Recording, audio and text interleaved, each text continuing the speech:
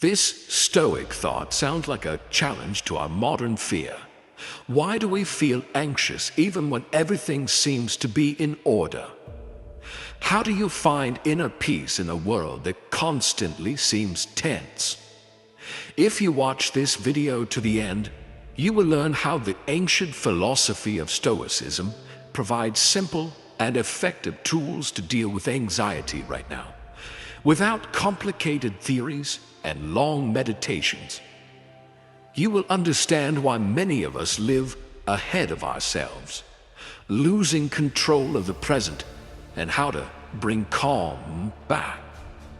I remember one morning, sitting in traffic, I felt panic and anxiety begin to take over my mind. It seemed that everything was pressing around, but there was no time to think. And it was then that I tried the Stoic approach for the first time, and it changed my perception. But what exactly did the Stoics do to keep from going crazy with anxiety and worry?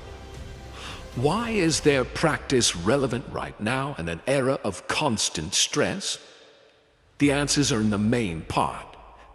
Anxiety is a reaction to uncertainty and threat, but the Stoics taught that fears arise not from the outside, but from our interpretation of events. This is the key to understanding. To change perception is to change emotions. Seneca and Marcus Aurelius often reminded themselves and us that we only control our thoughts and actions, not the events around us. This is a fundamental idea, to distinguish between what is in our power and what is outside it. Imagine a wave on the sea. You can't stop it, but you can learn to swim. Stoicism is the ability to swim in the flow of life without losing yourself in anxiety. The first practice is the dichotomy of control. Every time an alarm appears, stop and ask yourself the question, does it depend on me? If not, let go. Many contemporaries consider this to be just a philosophical trick, but the practice works because it trains the brain. Instead of senseless struggle, acceptance, and focus on action. History.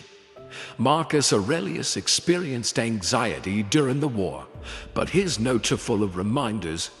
Don't worry about what's beyond your control. It helped him to keep his mind clear.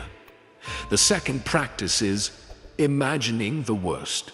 The Stoics advised mentally living through the worst scenarios in order to stop being afraid of the unknown and strengthen peace of mind. This is not pessimism, but a preparation tool.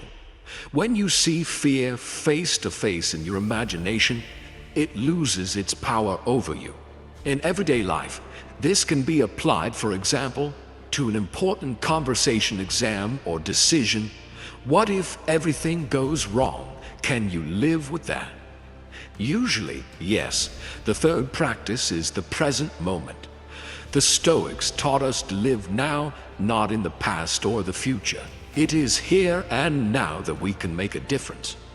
Our brain is designed in such a way that living the future often causes anxiety. Realizing this helps not to run away with thoughts ahead and calms the mind.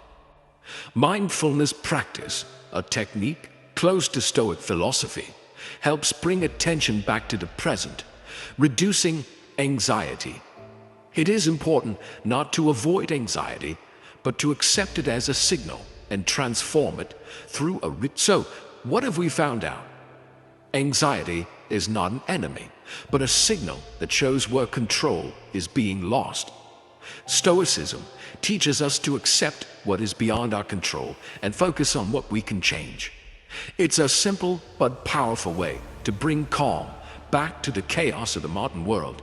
I suggest not just listening and forgetting, but starting to observe your reactions to anxiety, applying historical practices, and realizing changes in yourself. So, step by step, you will stop being a slave to your emotions and become their master.